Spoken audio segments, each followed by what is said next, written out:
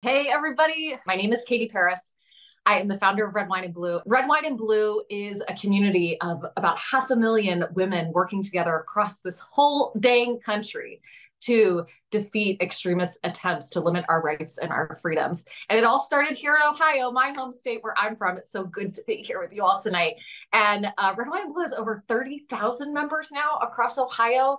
And we're part of this amazing coalition that helped collect the signatures to put reproductive rights on the ballot in Ohio. And we all work together, of course, to defeat issue 1 just on August 8th. And now we're going to work to pass the new issue 1. We're going to vote yes. And we're so excited to vote yes for reproductive freedom in November. So the reach of our network combined with the coalition's network, all of these major groups across the state of Ohio committed to reproductive rights together is truly incredible. And I just think we all need to look at where everyone is coming in tonight and recognize the immense power that we have.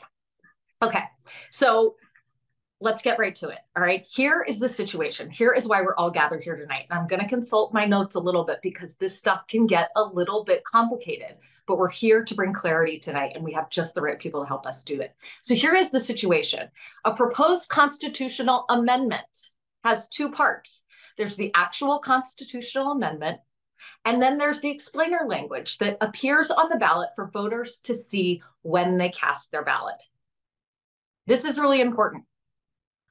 No matter what extremist politicians try between now and when we vote, the constitutional amendment itself will be unchanged.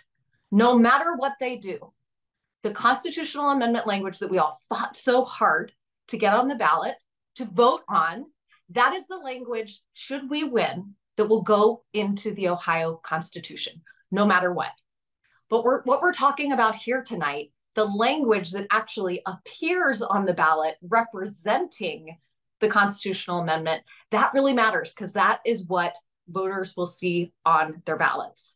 And unfortunately, the situation that we are having to deal with now is that Secretary of State Frank LaRose went to the Ohio ballot board, and instead of the ballot board simply accepting the actual language of the constitutional amendment, which is very simple, direct, clear, short language, instead, LaRose came and said, no, I would like to tell my version of what this says through my own biased lens using inflammatory language that is very misleading and doesn't accurately describe the amendment at all. He said, I would like for that to be the language that appears on the ballot. And the ballot board is a partisan body. And they voted with LaRose 3-2. So that is what we're dealing with tonight. And we are going to hear from Dr. Jesse Hill, who is one of the authors of the constitutional amendment, about why that is such a problem and what is being done about it. And you also are going to be given concrete steps to take on fighting this disinformation yourself. Because whatever happens with this legal challenge, no matter what, again, this is what you need to remember from tonight. No matter what extremist politicians try to put on the ballot, the constitutional amendment will be unchanged. They cannot change the constitutional amendment itself. If we win in November, that is what will go into our Constitution. Okay, I hope that I made that clear, but it's going to get even clearer, and we've got all the people to really help us answer our questions. So look, obviously the only reason why we're doing this is because they know, our opponents know, that they are on the side of a minority in Ohio. They know that the majority of Ohioans do support reproductive freedom. So the only way that they could possibly have a chance at winning is by trying to create a lot of confusion. So that is exactly what they're trying to do here. So it's a paragraph, just like they just did with this August 8th election. But they lost then, and they're going to lose again here because of all of you. Okay, so we are gathered here because we know exactly that disinformation backfires when we do call it out. And when we make sure that everyone has the accurate information that they need to vote, and that they understand that no matter what appears on the ballot, they cannot change the constitutional amendment itself. So tonight, those concrete steps, I'm going to preview it for you now and help you get ready before I bring on Jesse Hill to talk us through some of the legal ins and outs here. Okay, tonight what we're going to be asking everyone to do is to text 12 friends to explain what is going on here and to make sure that they're voting yes on November 7th, because the whole point is for people to be confused. So what you're going to do tonight is come up with at least 12 friends that you can make sure know what is exactly going on. And then that's going to spread out because they're going to tell even more people. We've done the math and we know that if every person in the Red, Wine, and Blue network, and then gosh, that expands out with all the members of this coalition. If everyone reaches out to 12 people, we will be able to drown out the disinformation and win in November. Okay, and feel free, bring husbands, adult children, partners, everyone along to do this. That just increases our chances. Everything you need to take action is loaded into this website. You can take this QR code, put your phone up to it right now, or text Ohio to 59868. This is a website that we have created for you to be able to go and get everything that you need there. We've taken all the guesswork out of it, okay? All you have to do is you go there and right there waiting for you as an action, language that simply explains what's going on. We have this very important message for you to share that no matter what anyone tries, the ballot language, they cannot change. They cannot change the constitutional amendment. And so we have that for you to share out with your friends. So go ahead and get logged in right now so that when we walk you through the steps to this in a few minutes, that it'll just be really easy. And the coolest part about this is that because we're all going to be doing this together tonight and in the coming days and weeks, we're going to be able to see our progress together and see how many people we're reaching across Ohio. And we will be reporting that progress to you in the Facebook groups, across social media. You can always be in touch with us to know exactly where we are. And one other person was also just asking, can we hand out the language of the actual ballot amendment at polling sites? Yeah, that's going to be a thing too, but we're not willing to wait until then because this disinformation campaign has already started. And so we need to get ahead of it right now. And the best way to do that is through our own network. So now I'm going to bring on Jessie Hill. Jessie is the lead attorney with the ACLU. Okay, you guys, she's the one who successfully won the injunction on the 6-week abortion ban. And that you'll remember that it went into place immediately after Roe v. Wade was overturned. She also co-authored the reproductive rights constitutional amendment that we all fought to collect all those signatures for, and that what we will actually be voting on, no matter what the ballot language actually says, that is what we'll be voting on. So she is one of the authors of this. And not only did, of course, 700,000 Ohioans sign on to it, but also Republican Attorney A.G. Yost certified this language that Jessie helped write as, quote, truthful and fair, truthful and accurate, truthful. Did I get it right? Okay. So this is really, really simple, straightforward, bulletproof language. And so Jessie is the person to ask. All right, Jessie, here is the question that everyone is asking, okay? Like online and all the Facebook groups. And you helped author the language. So you can tell us, I hope. So you helped author the language that we collected signatures for. Why does Frank LaRose get to write a new statement for the ballot? And why does a partisan ballot board get to sign off of it instead of just using the language that was already certified by the AG? Like, how is this even legal? Right. I know. Believe it or not, it's actually in our laws that this is the role provided for the ballot board. And as you said, can't say it enough, Katie, that the language, if issue 1 passes and we all vote yes in November, the language that actually goes into our Constitution is the lovely, concise, beautiful language that, if I do say so myself, that I helped to write. But the ballot board does play this role. And really, like, if you think about it, the reason for it is that sometimes a constitutional amendment is not like 194 words like this one is. It's much longer. If you think about like even the anti-gerrymandering stuff, for example, it goes on for pages because it lays out very specific processes and things like that. So there is a reason why it makes sense to need a summary sometimes, to need language that goes on the ballot, that an explainer that's shorter, because people are not going to stand there and read 10 pages and they'll get lost and they'll get confused. The problem is this is not one of those cases where we needed that, right? This was not 10 pages. Y'all have probably seen the language. It's very straightforward. and the ballot board didn't need to write anything. But even so, they do have this role that they could have just taken that beautiful language. They didn't. But if they do write an explainer like this, they are not supposed to deceive, mislead, or use like argumentative language. And unfortunately, as many of us know, that's what they did do here. Okay, so why is this new language so problematic? Because I can say it all day, but you're the one who wrote it. You're the legal expert. Tell us why exactly this is a huge problem. So, I mean, honestly, I could sit here and go through like almost every word, almost every phrase of what they wrote. There was just no need to rewrite this thing. It's actually longer than the original. I mean, if that doesn't show you that they were not doing anything to like, make it more concise or explain it, shorten it, anything like that, they actually wrote a longer, more confusing document here. So, so first of all, they just didn't even need to do that at all. They used like really politicized language. There's stuff that's inaccurate, like actually factually inaccurate in there.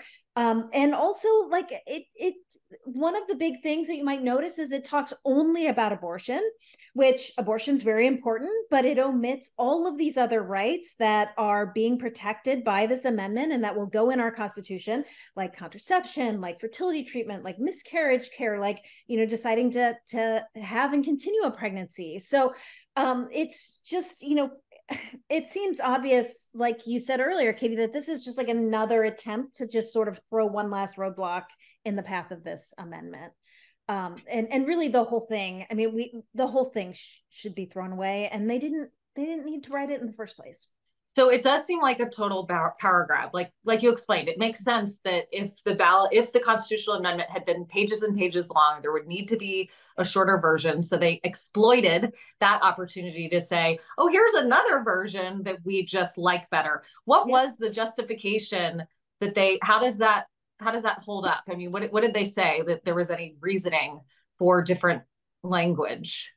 I mean, all we know is that our Secretary of State, Frank LaRose, claimed that he personally worked very hard on writing this language. There was no explanation for why there needed to be another one, but we do know that he has been a really vocal opponent, and other people on the ballot board too, which is, as you noted, like mostly politicians, basically expressed their opposition to abortion too. So nobody really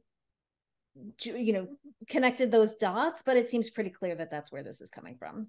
Okay, Jesse, so hot off the presses, I have seen that the coalition that is in support of passing this reproductive rights amendment has submitted a legal challenge that as of, I think it was just the last several hours, that this is headed to court. So tell us what that's about and what happens next.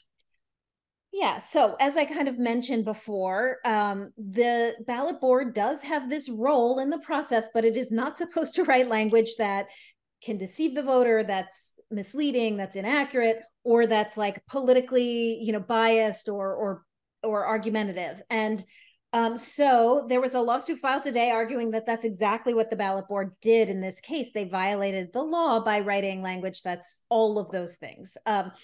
And this will move very quickly. I think the exact date, I think, is September 22nd or 23rd that the Ohio Supreme Court has to have this whole thing sorted out by, because it has to be decided before the overseas ballots start getting printed and mailed. Those arguments were made about, and it's a long complaint, and it's available online, and it explains in great detail all the reasons why the amendment is inaccurate and misleading. This is the Supreme Court's job. I mean, if they apply the law, they should send it back and either make the ballot board, adopt the original language, preferably. Is there any precedent for that happening with past challenges to ballot language? And do you expect for changes to be made? Or am I just asking you to look into the crystal ball here?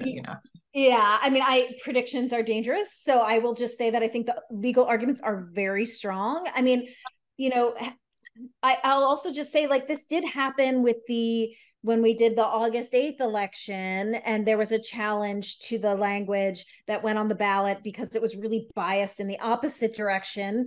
The Ohio Supreme Court did send it back for a couple of changes. In that case, they were not major.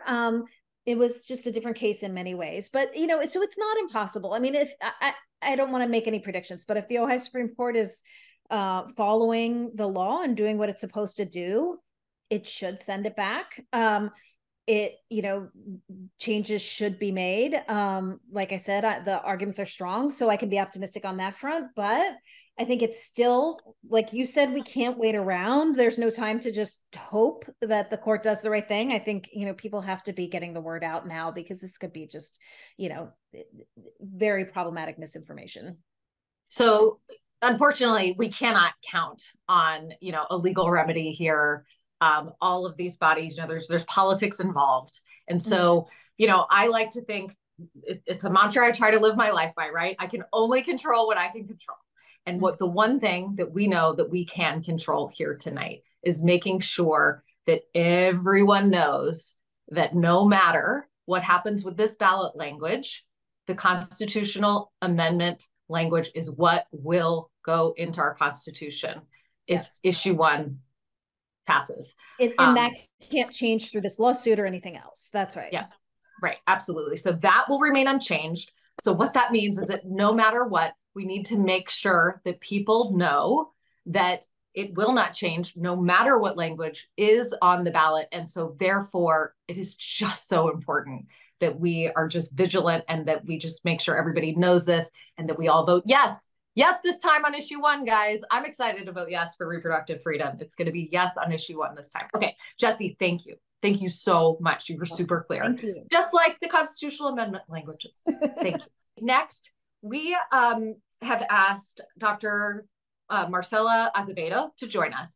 And the reason we have asked her to join us, aside from her incredible leadership throughout this whole fight so far, in terms of galvanizing physicians across the state in support of this amendment, she's been a powerful leader, an amazing organizer, as a physician herself, and the leader of Ohio Physicians for Reproductive Rights, the co-founder of it.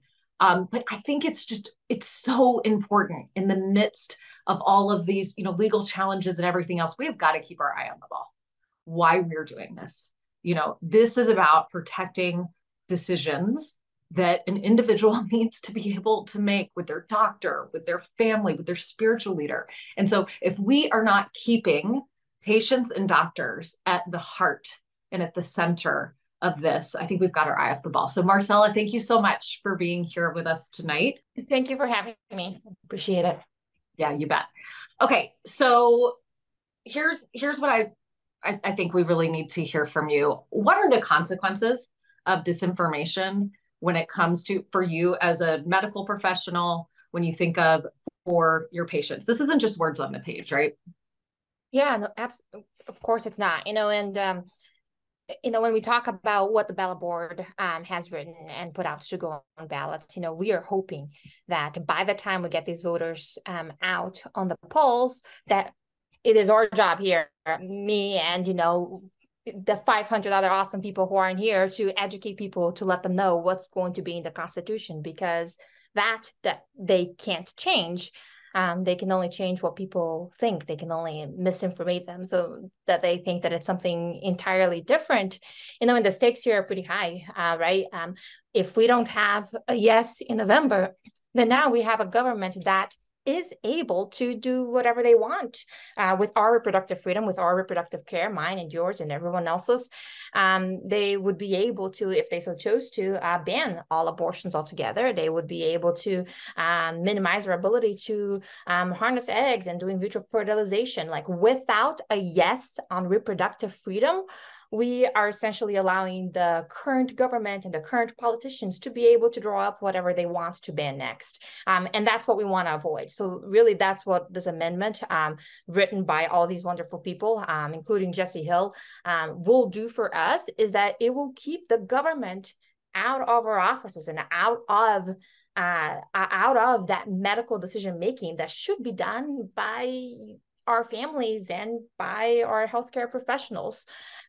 So really, like, with this misinformation, like that's what we get over the next few months and the next few years in Ohio, a state that, you know, already has very threatened reproductive health care.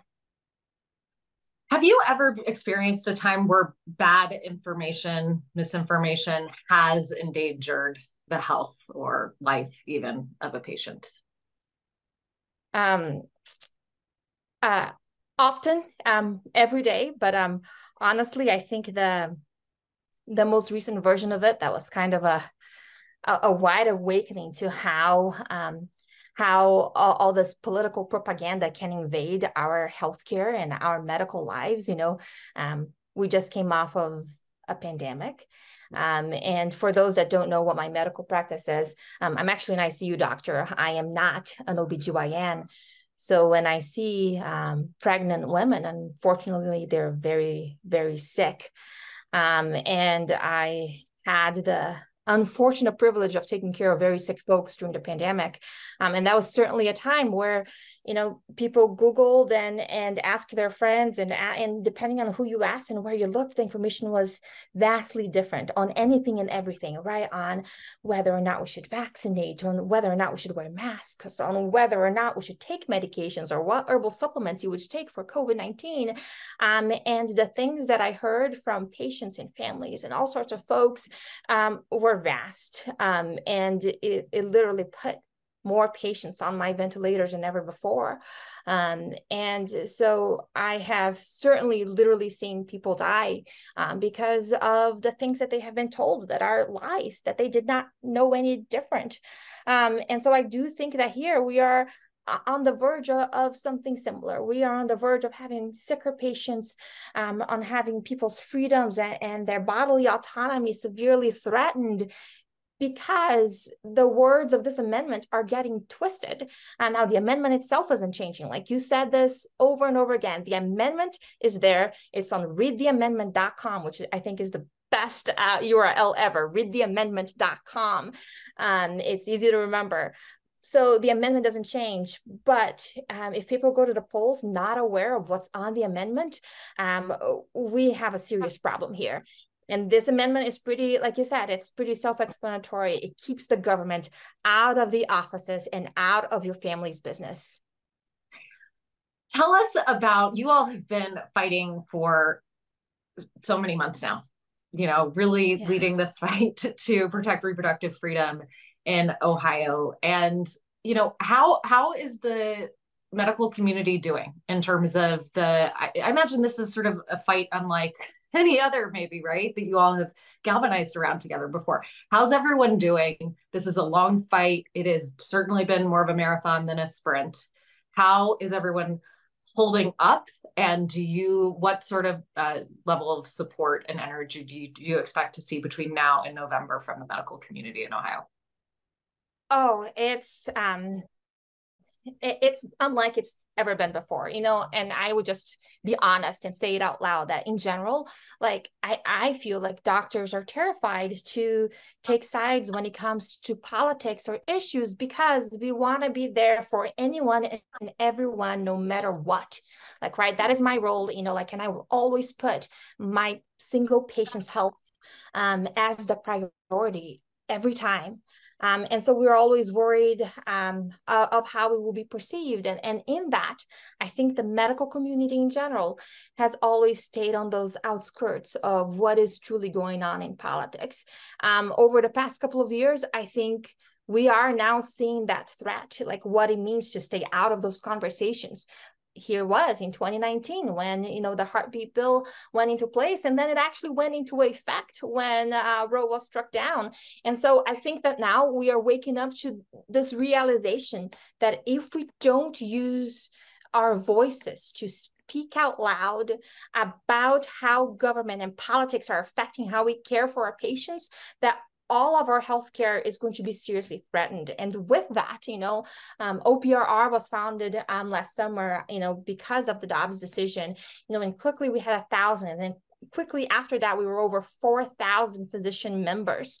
And since then, every single month, we just get more and more support. And so other than like single physicians in Ohio that are a part of this group that is dedicated to speaking on behalf of our patients' care when it comes to reproductive health care, we now are also moving and shifting all these very long-standing established medical societies. And so ACOG Ohio is behind this, the American Society for Reproductive Medicine is behind this, the Society for Maternal-Fetal Medicine is behind this, the Society for Critical Care Medicine is behind this. And so we are seeing all of these long-standing established organizations come behind and support this, because now we know better. We know that we cannot stay quiet, and we know that we have to speak on behalf of our patients' healthcare. So it is phenomenal.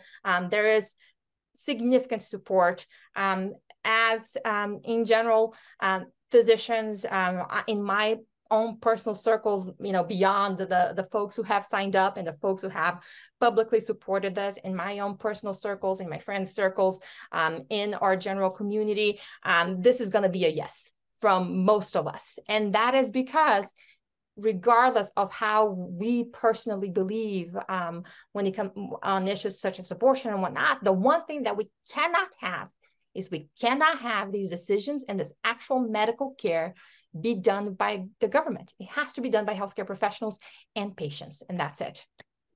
Amen. Well, thank you so much for, stepping out of your comfort zone, and to all the physicians who have done that across our state, for the sake of your patients. We're just, and all of our families, I'm so grateful. I know we all feel that way on this call. Thank you so much, Marcella. So many people in the chat are asking questions about, how do I combat this when I hear, this piece of misinformation, or when they say this or that? So I have a treat for you. Next up, we are going to be sharing with you our disinformation communications ninja expert who is here with us tonight, a fan favorite at Red, White, and Blue, who's going to be helping us know exactly in this situation how to combat disinformation. Before we do that, I just want to remind everyone once again to either click on the link, the QR code once again, or you can click on the link in chat, or you can text Ohio to 59868, or write that down if you can't do it right this second because you're cooking dinner and talking to your kid and listening to this all at once. We get that. We really need everyone to step up and do their part, because we cannot control how this ultimately ends up in terms of the words that are going to be on that ballot. They cannot change the constitutional amendment itself, but we cannot control ultimately what those words are going to be. The lawyers are going to fight it out. They're going to do an amazing job. But it is on us to step up and do our part and get good information out there. And by doing this all together, by joining this rally tool and doing it all together, we're going to be able to see the progress that we're making together. And you all are going to have access to the most up-to-date, easy to understand, shareable information there is. Okay, with that, I am bringing on Jess McIntosh. You may recognize her from MSNBC and CNN. She's been an advisor to presidential candidates and senators, and just one of our very favorite people here at Red, Wine, and Blue, who helps us combat disinformation in the most effective ways possible. So I am handing it over to Jess. Thank you so much, Katie. And oh my gosh, so many people here on a Monday in August. It is just amazing. And that is why, in fact, the disinformation is happening. It's happening. We are dealing with this because we are able to get 500 people out on a Monday in August before Labor Day, and they are scared. They are scared of your power. Okay, let's go to the first slide, which is going to tell you exactly why disinformation happens. It happens because y'all are powerful. Some outside groups and politicians need to frighten and confuse you in order to retain power. They can't do it on an even playing field. They cannot do it with good faith arguments. The only way they win is by lying. And that is what is happening right now. So keep that in mind. The reason why you have to fight is because you are so powerful. You've probably heard me say this before, but the number one rule of disinformation is don't repeat the disinformation. Now, why not? Two things. One, what the human brain does is link the two things you're talking about. So even if you say this is not that, a few weeks later, you're going to remember there's something about this and that. So we don't want to do that. The second reason is that you play right into their strategy.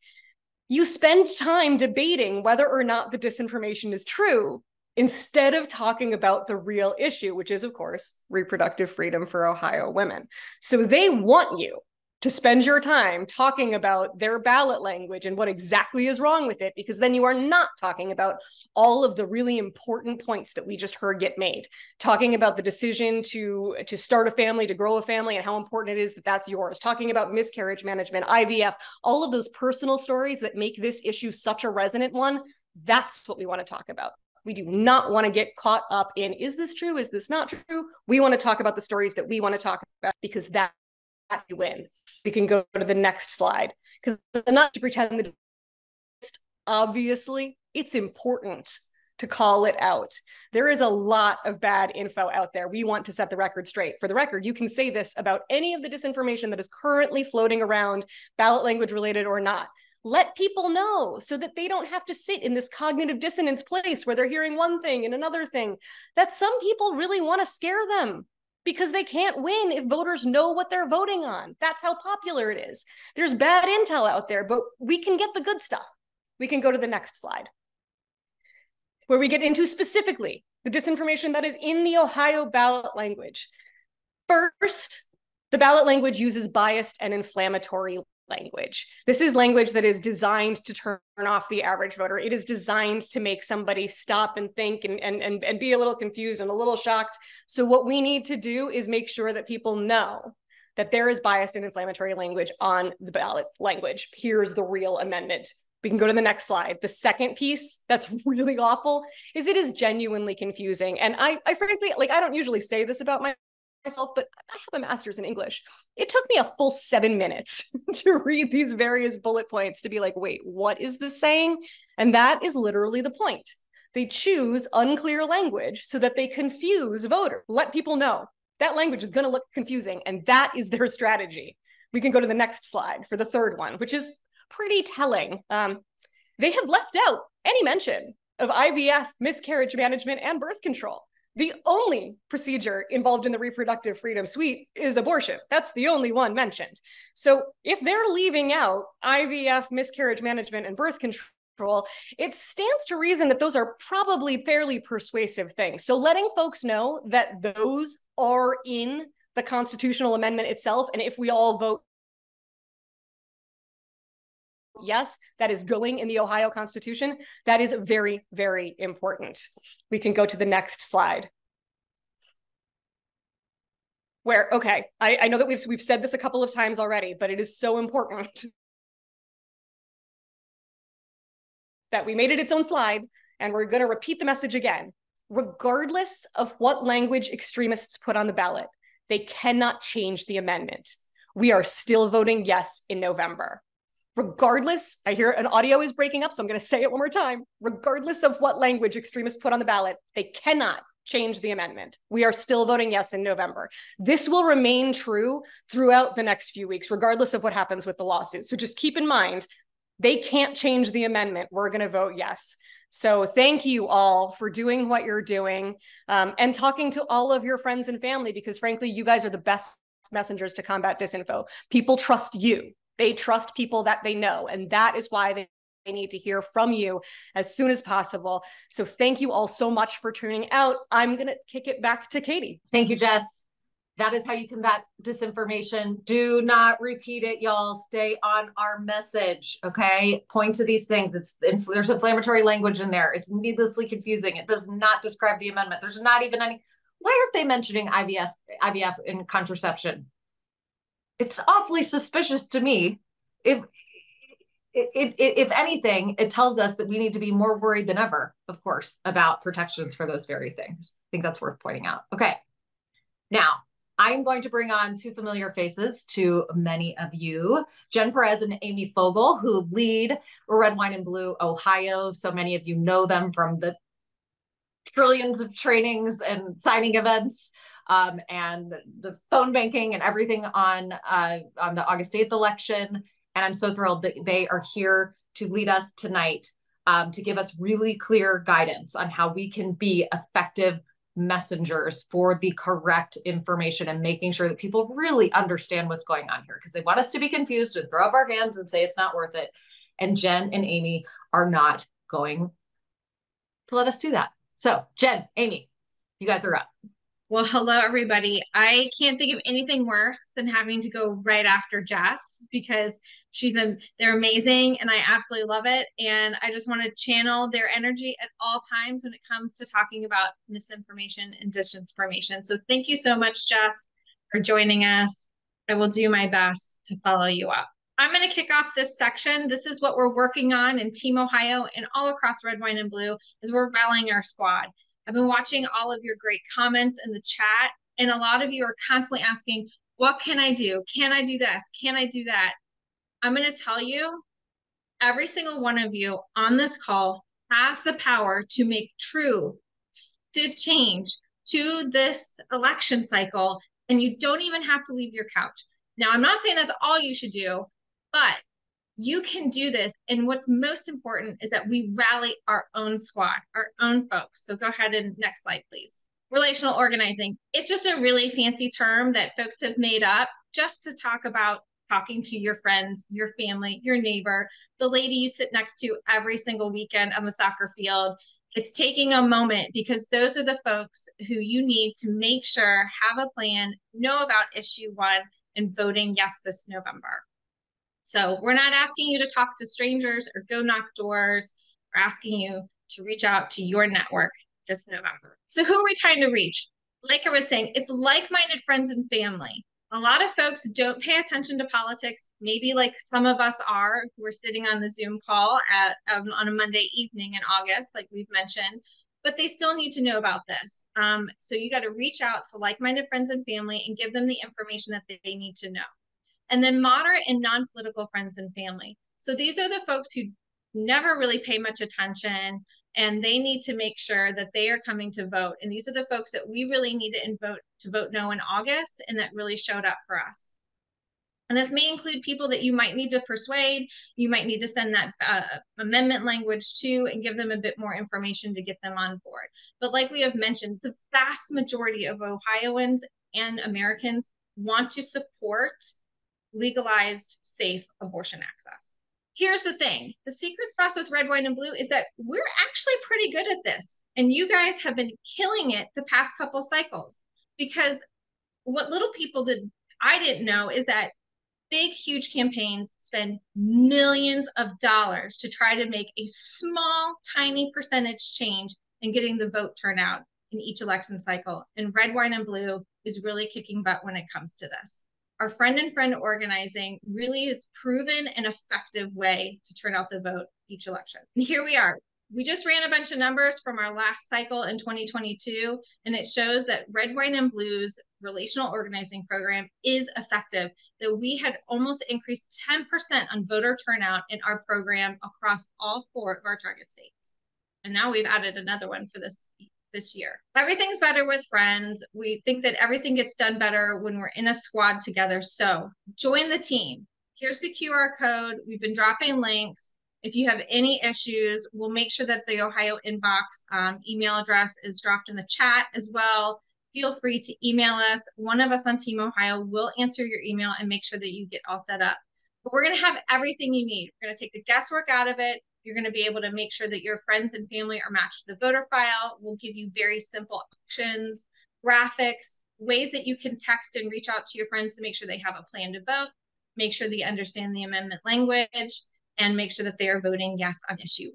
I'm going to turn it over to my amazing colleague, Jen Perez, and she's going to take you through quickly how you can get this set up. But I'm going to walk through how the actual sign up goes and what it will look like for you. So we have some screenshots here of what it looks like on your phone.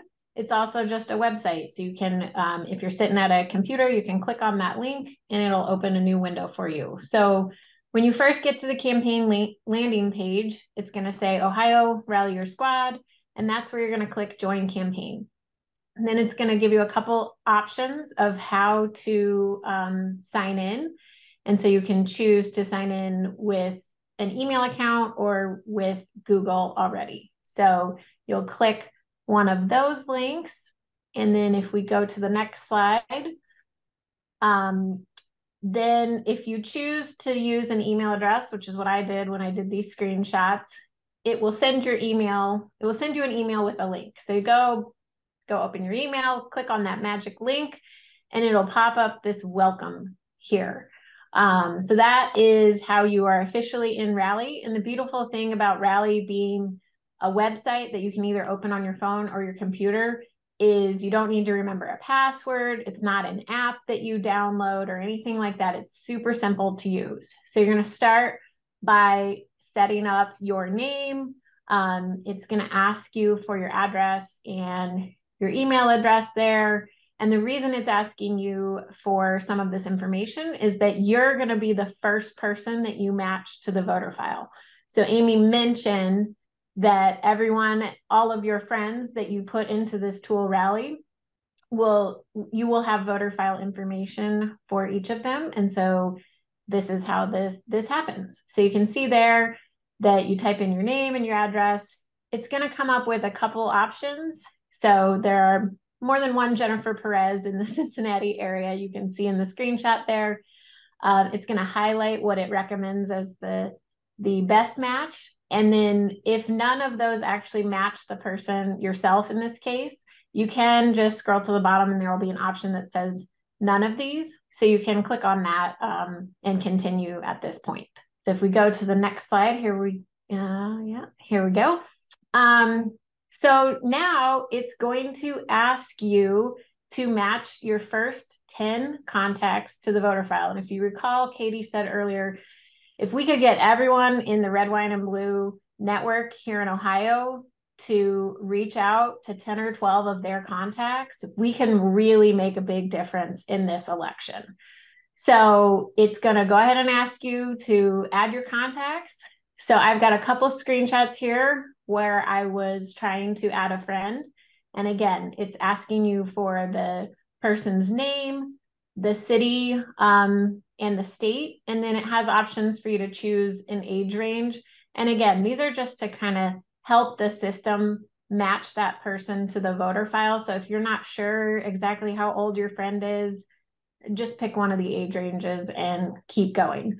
And then what you can see, again, in that list of options, it shows the name, the age, and their street, not the number. So you can say, oh yeah, I know my friend lives on that street. That is clearly them. Once you click to match someone, it's going to start with our key question. So you can see in the screenshot there, the key question is just saying, hey, you know your people, right? These are your friends. These are your family members. So tell us a little bit about them. And the reason we're asking this question is that as we continue to add more tasks, we can customize the task based on how you answer various questions. So it really is, this tool is really going to help you instead of just giving you a huge list of possible actions you could take. It's going to be very customized actions based on how you're interacting and based on what you're telling us about your friend. So again, the first step you're going to do for each of your contacts is answer that key question. And then the next slide will show us what some of these tasks look like. So I've answered the key question for my friend Susan. And we can see here that I have two actions listed. One for Repro, make sure that your friend has the accurate amendment language. And one for the election just in general, find out if they have a plan to vote by November 7th. So when I'm in here looking at my contact Susan and I click on that Repro action, you can see on the right what the action actually says. So it's got a little blurb telling us about the situation. And then it's saying, here's a message that you can copy and paste into a text. So you can just write on your phone, copy that language right from the Rally tool, paste it into a text message to my friend Susan, and send it off. Once I click send on that text message, I just click, I did it. And now I have completed that action. And again, as you continue to interact with Rally, it's going to continue to pull in new actions for you that either we are adding or, again, based on how you answer questions or when you complete certain tasks, it's going to keep building from there. So this really is going to help you know some of these actions that you can help that you can take to really help us make a big impact in November's election. As it says there, remember to check back. Right now, we've got it very simple. We've only got a few tasks in there, but we are going to be adding more and more as we get closer to the November 7th election. And then another cool thing, if we go to the next slide, is that, as you've joined the Ohio campaign, there is a tab in there that says impact. And the really cool thing there is that we'll be able to see how much we are all collectively doing in this effort. So we'll be able to see how many people are in the campaign making these outreach touch points with our friends and family. So that is going to be very cool to keep an eye on as we work our ways towards November 7th. And then the last slide is, again, just our QR code for those of you who have not gotten into Rally yet. Again, you can text the word Ohio to 59868, and that will send you the link to get into Rally. You can scan this QR code or go to the link that we've dropped in the chat. We also understand that we kind of breezed through this pretty quickly. We do have weekly Rally training sessions on Wednesday nights. So that second QR code is where you can go to learn about our upcoming training sessions. And that's where, we'll go in depth more. We'll have a breakout room where everyone from Ohio will break out. We can help troubleshoot any problems that you have. So definitely check that out as well. And as Amy mentioned, we do have our Ohio email account that we check regularly. So you can reach out to us through there as well. So we really are looking forward to using Rally with all of you. And like I said, keep an eye on it as we're adding more actions and more tasks. Thank you so much, Jen.